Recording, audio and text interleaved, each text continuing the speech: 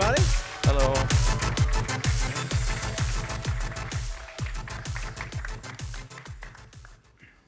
All right, Darksiders. You guys fans of Darksiders? Yeah. That's why you come to this panel. We'd like to hear. But we are so excited about this new project that just got announced last week, which I got to play a few weeks ago at a pre-E3 Judges Day, Darksiders Genesis, which incredible. We're going to see footage, we're going to talk about it, but it's a really special project. But first of all, I want to have everyone on the panel introduce themselves and explain how they're tied to the Darksiders universe. Yeah, so my name is Reinhard Police. I'm the product development director at THQ Nordic, and I was responsible bringing the Darksiders franchise to THQ Nordic, and then I'm working with Airship Syndicate. I'm Ryan Stefanelli. I'm the president and game director at Airship, and been on Darksiders a long time. I think I've worked with Joe for the better part of 15 years now. I was an intern at the place where I started in the industry as an intern was where Joe and Dave Adams, who's the president at Gunfire, were working, and so I've been on the project a long time, mainly as a designer. And I'm Joe Madureira. I'm the CEO and creative director at Airship Syndicate. Ryan and I were founders of Vigil before that. I did comics before that.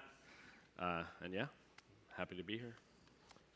Yes, well, Darksiders, as you said, has survived many different publishers and studios, and it's because I think it continues because it's such an incredible franchise. And Genesis, as you'll find out, is a little bit of a twist on it, which we're excited about and kind of a new genre. But first of all, we wanted to take a look at a video that looks back at the beginning of Darksiders. Check it out.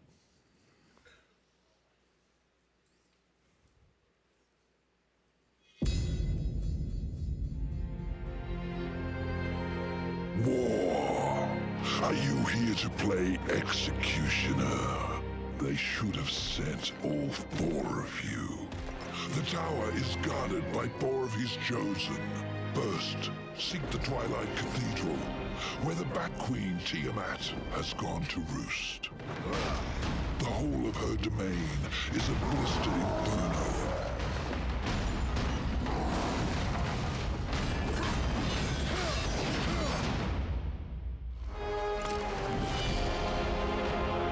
The second guardian, the Griever, moves in tunnels beneath this place.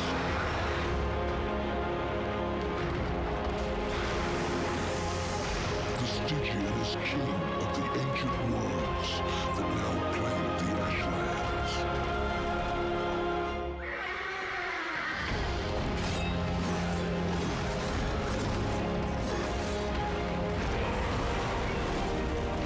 Silith's web-infested lair is far across the great chasm in the Ashlands.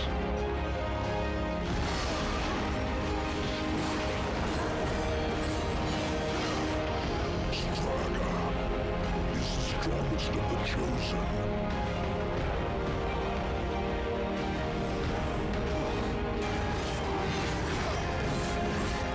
Careful, or your ending will be a tragic one.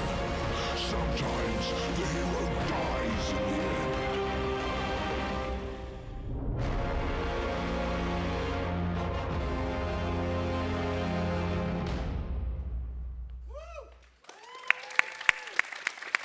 Damn, that was pretty cool. I want to play that game. That looks awesome. So, Joe, tell us about the original inception of this franchise. You said, you are known for doing a lot of great stuff in the comic world. Darksiders, the birth of it, tell us about how that came about and what you wanted to build with this universe. Yeah, it's funny because we knew the type of game we wanted to make before we knew like what it would be about, and we were gonna do this like Zelda adventure style game. Our other founder at the time, David Adams, was working on a cool engine, and we would keep meeting about what like the world would be and what the theme would be, and we didn't like any of the ideas we were coming up with, and then we had like a list of like 6 or 7, and we all met to like, we're not leaving till we pick one, and it was like some kid with animal powers and some cyborg thing, like whatever. It was like Robo-arm kid. everything except this. And we actually left the meeting still undecided. We were like, damn, we failed again. And I was driving back, and for some strange reason, I had this like thought of like, hey, what if there's like a fantasy world on Earth, so we get modern day stuff, and it's like the Four Horsemen of the Apocalypse, but it feels more superhero-y, like the X-Men version of the Horsemen, not getting too religious with things or whatever. Yeah. And they were still at Dave's house, and I called from my car, and I was like, hey, what about the Four Horsemen of the Apocalypse, and blah, blah. I gave him this pitch, demons throwing buses off buildings, and everyone was like, yeah, that's awesome. And I think right after that, I started drawing stuff, and we were like writing design docs, and we were all in on this idea. And then, of course, we had to pitch it to publishers and stuff and get them on board. But it really evolved over time. The story changed like a million times. We ended up bringing Joe Kelly on at the end to, sort of make sense of everything. So the way we develop games, just even back then, it's very iterative, and we react to like what's working and what's not. So I wish I could say I had this like grand design for how it was all going to play out. The first idea was 4 Horsemen playable. Like, we were completely insane. Wow. We had no sense of what we could pull off, and That luckily, was the original pitch doc? yeah, Wow. it was the 4 Horsemen. And people That's kept why- telling us we couldn't make it, and they were totally right.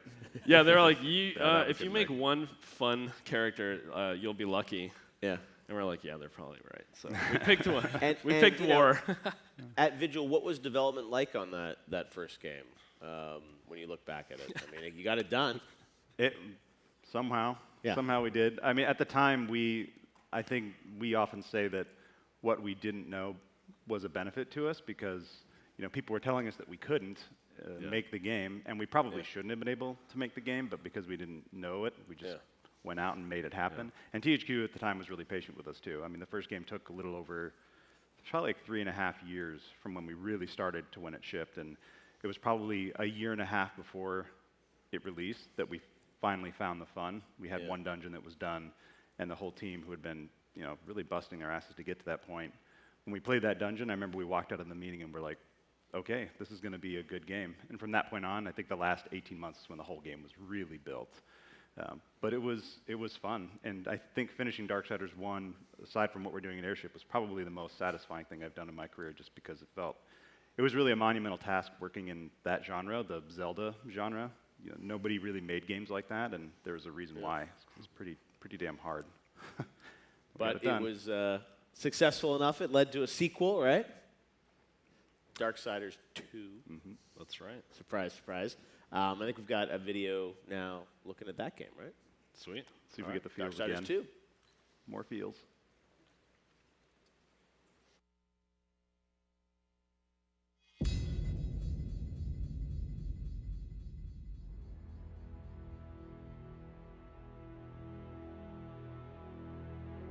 So, the Charred Council sends only one horseman, even to the past.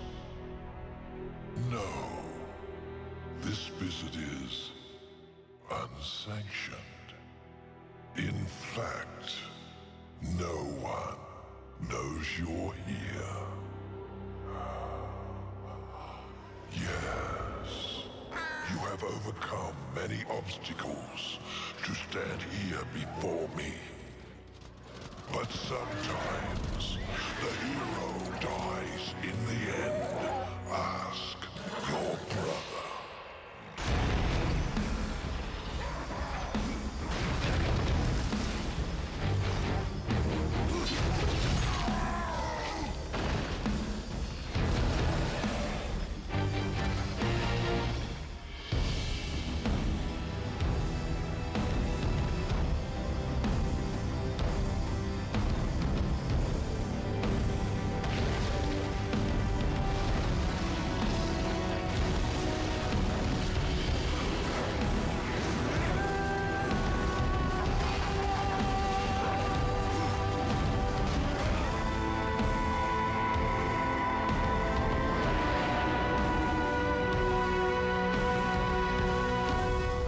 Interesting. Perhaps you'll succeed after all. Either way, it will be quite a show.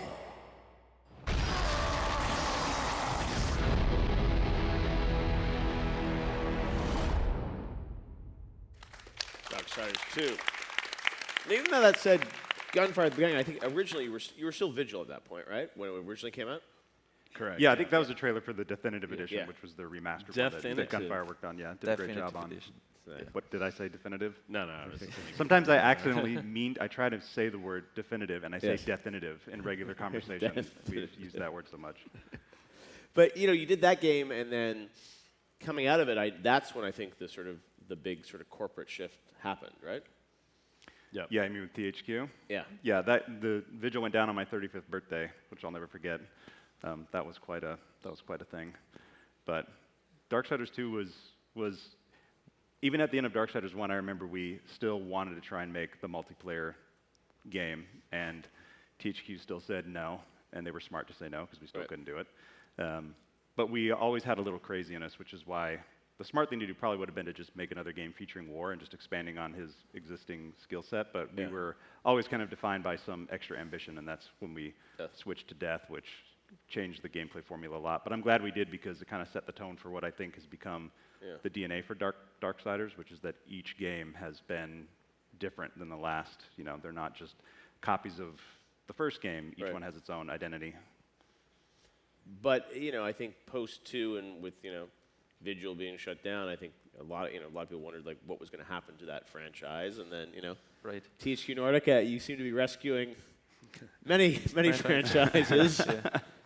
Everyone loves that you guys are taking these opportunities, but part of it, Reinhardt, for your end is like it's one thing to kind of acquire the IP, which a lot of THQ IPs went a bunch of places, but the idea of bringing the original team, together to sort of keep it going. It's always the best, like, to work with the original creators because, I mean, those guys, like, they have so much passion and they've, like, invested so many years creating that awesome franchise.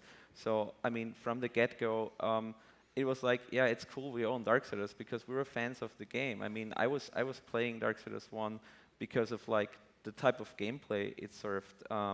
So it was really, the next thing was really then like, okay, so what can we do about it? I mean, we definitely need to get the franchise going again because there's like not too many other games like that around and like the unique style. And the story is also not told. I mean, like, it was still like a lot of stories to be told in the Darksiders franchise.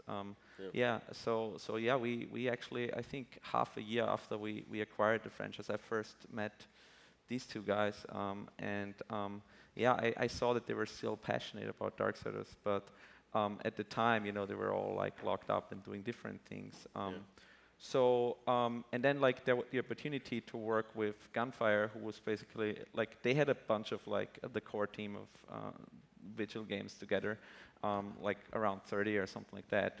So a really good bunch, and they wanted to work on like a new Darksiders game, and so we started to do, like we worked on the Darksiders 2 Definitive Edition, like we made it better, like we changed like the gameplay and improved it, and like brought it to like PlayStation 4 and Xbox One, over that like we started to discuss what potential Darksiders 3 could look like, and there were like many takes. I mean, there were still like 2 Horsemen open that you could do a game on. And you could also do like the crazy multiplayer game that those guys mentioned because like, that ambition was still there, right? To do, and the franchise is set that like at one point they will be like the 4 together, right? Well, that's what's fun is you say, right, it's kind of building, right? It's like every game something more, and then eventually, Yeah, and I mean 4 can have everyone in it. I mean that leads also back to like Darksiders Genesis. So I mean, the ambition was always it being a multiplayer game, and Darksiders Genesis is really the first multiplayer game in the series. So I'm very excited to give that to the hands of like Darksiders fans. Before we get to Genesis, we should probably show a little something on Darksiders 3, which was, again, you guys as Gunfire doing, a brand new original Darksiders for THQ Nordic. Any sense? I mean, obviously, again, following the story, Fury bringing in, a new character more. Was it any different for you guys to do this with, THQ Nordic as Gunfire as an original game? Gunfire, that's a separate studio actually. We had very minimal involvement on DS3. Okay. That was like all Gunfire. At that point we were developing Battle Chasers at Airship, and I think midway through DS3 is when we started on on this game. So we were kind of working on both, or we were working on our Darksiders game at the same time they were doing DS3. So we had to like, share info and like make sure we weren't like messing up each other's stuff. But we ended up making a prequel to the entire series. So we were like, we're good. We're glad we were glad that Gunfire did Darksiders 3 though, because so far all the games have stayed in the Vigil family. There's really no other developer that I think could have done it. Yeah, it would have been. I mean, of course, when we watched them develop the game and we knew about it before the public did, it was sort of bittersweet, right? Because it's our baby, we are all involved in that, but we were glad it was them, and we still got to keep an eye on it and just play test it every now and then, and we knew it was going to be something unique, which is what all Darksiders games should be in the franchise, is something unique. And maybe talk a bit about that for you guys. The idea. You said hard for someone else to do it, but then for you guys to come back with sort of a different style of game, right? And sort of a different, and not just continue on with like the same thing. You wanted to do something in sort of a different genre in a way, right? Yeah, and getting back to your when you were talking about when the original THQ lost Darksiders, and it was a weird situation because we were. After Darksiders 2, we said, hey, let's do something different. So Vigil started developing a non-Darksiders game because we just wanted a break from it. 8-9 years of working on Darksiders. But I don't think we ever had the concept that would be the last Darksiders game we'd get to work on. So after we finished Battle Chasers Night War and we were developing a relationship with THQ Nordic, we thought, okay, if we were going to do a Darksiders game, because we had to do at least one more, right? It just felt like a story that hadn't been written yet. It wasn't finished. So. We're a smaller studio, though. At the time, we were 12 people rolling off of Battle Chasers, so we didn't have a lot of. There were only 12. Yeah, actually, Battle Chasers for the most part was developed with 8 or 9 core people in the studio, and then we had some contractors that we consider full timers that are external. But yeah, we were like, well, what can we do that's smaller scale? And if we're going to do that, then it has to really feel different from the mainline Darksiders game, so people don't confuse it. There's no even concept of it being like Darksiders 4. It had to be something different. So we went with the isometric camera mostly for scope reasons, but then once we started playing with it, we realized it was a lot of fun and actually served some benefit in multiplayer because you can keep an eye on what the other person's doing, the whole combat scene. But yeah, it was slightly different tone.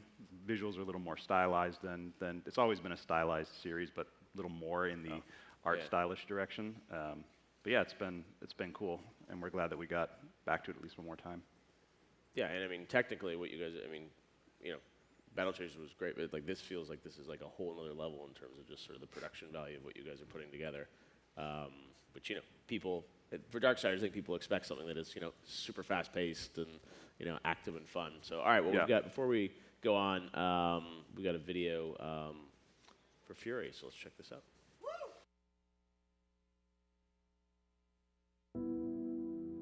I have learned that I am weak. I have been jealous. I have been wrathful. I have been lazy. All the things the seventh sins stand for, and I have paid dearly for it. And I remain stranded on Earth. So when you speak of hope, all hope is lost.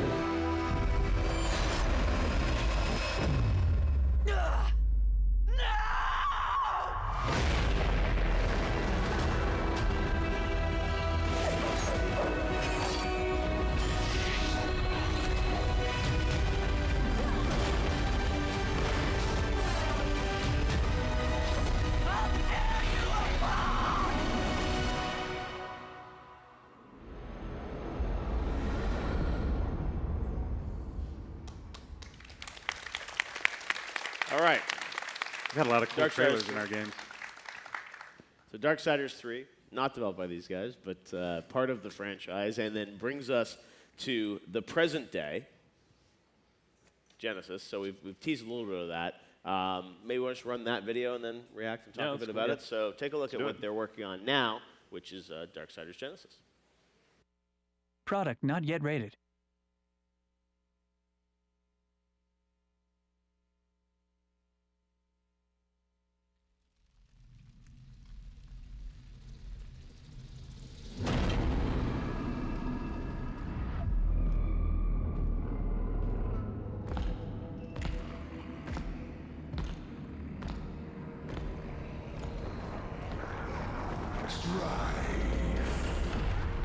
You come into my place alone, threaten me, and think you're just walking out of here.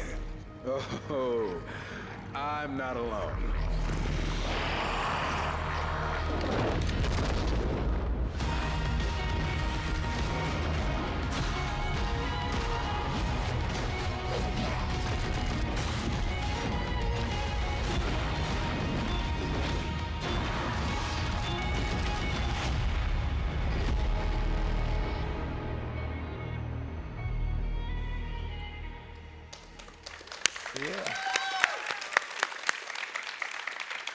Looked amazing. So that just got announced. I think it was last Thursday we saw it.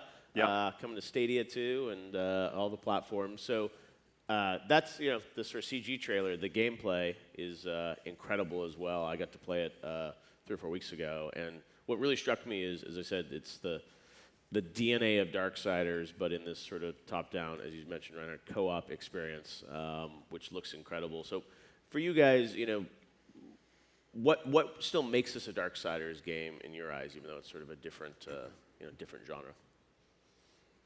You want to talk about the gameplay? Well, I mean, when we started the game, and we figured we would probably get initial comparisons to ARPGs, just first impression, isometric camera, that's the natural instinct to think that it's a Diablo-like. But our goal always was to capture the feel of Darksiders 1, but from an isometric perspective. And I think now that people have seen more gameplay and as more and more press gets to write about it and play it themselves, it's pretty clear that like the 3 main pillars of the Darksiders experience, which are obviously combat kind of leads the way, but there's lots of traversal, there's lots of puzzle solving, there's interaction with the environment. In Genesis, there is some sense of character progression, but it's not a looter, but you still upgrade your health, you upgrade your wrath, you collect creature cores, which slot into a type of skill tree. There are secrets to explore, you get items as you go through the game, and then you can go back to previous levels and play them again. Because unlike the other core Darksiders games, the mainline ones, this is actually a level-based game, so you complete level 1, go back to a hub, go to level 2. And you can go back and play them again on different difficulty settings, and there's still a lot of the Darksiders style replayability built in, but it's in a different format. But yeah, I think when people get their hands on it, the surprise reaction is, oh, it feels like Darksiders, even though it's isometric. Yeah, especially if you play War. And I mean, he's pretty much directly from the first game. He's a little faster, but he's got pretty much the same moveset, gear items. Yep. Yeah, no, I said when I played it, it's like, what I love is it's from that perspective, but it has the same fast-paced, responsive combat and incredible effects, and it really is, you guys did a phenomenal job sort of presenting something in a new camera perspective, but still the DNA of what Darksiders is. Honestly, after watching those videos, I'm like, oh crap, we got a lot of work to do. The previous games are pretty good, it turns out. Yeah. Yeah, and it's also like, we forgot to talk about the boss fights, right? And they are like the most work, right? I'm like, let's get home. We got stuff to do. And obviously Strife and, the idea of kind of still continuing progressing sort of the narrative, and you mentioned so it says a prequel, right? Mm-hmm. Yeah, it actually, along with the pitch for the game, it was kind of like, what if it's kind of like our Rogue One, where it's connected to the series, and if you've played any of the other 3 or all of them, we're gonna touch on a lot of the stuff that happened there, like the War in Eden and the destruction of the Nephilim, and the Horsemen's involvement in that stuff.